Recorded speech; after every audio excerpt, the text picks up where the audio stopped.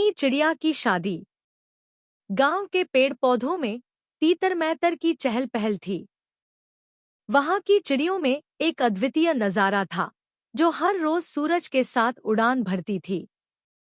वे अपने परिवार के साथ हमेशा प्यार और सम्मान के साथ रहती थी। टुनी भी उनमें से एक थी। उनकी खूबसूरत नीली रंगत और उनकी मीठी चहचहाहट गांव के चिड़ियों को भी मोहित कर लेती थी।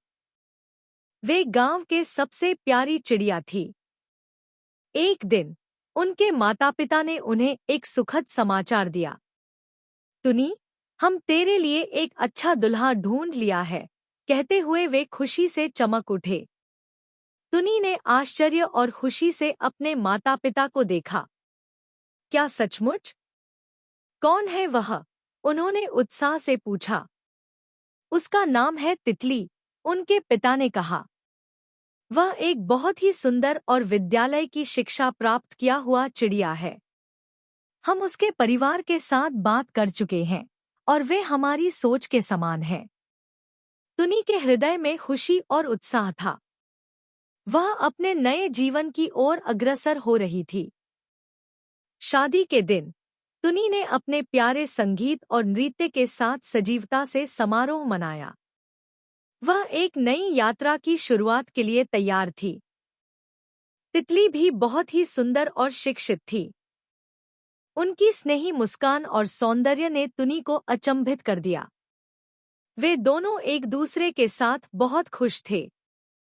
उनकी शादी के बाद टुनी और तितली एक नए जीवन की शुरुआत करने के लिए अपने गांव के साथ चली गईं।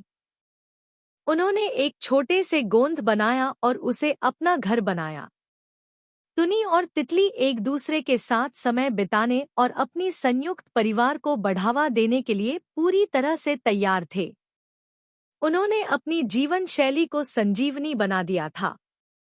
वे अपने गांव में साथ मिलकर खेती करने और फल फूल लगाने लगे।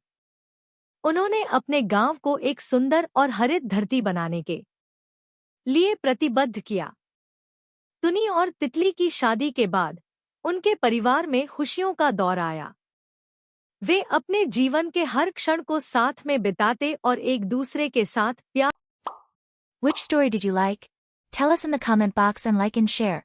Don't forget to subscribe to our story.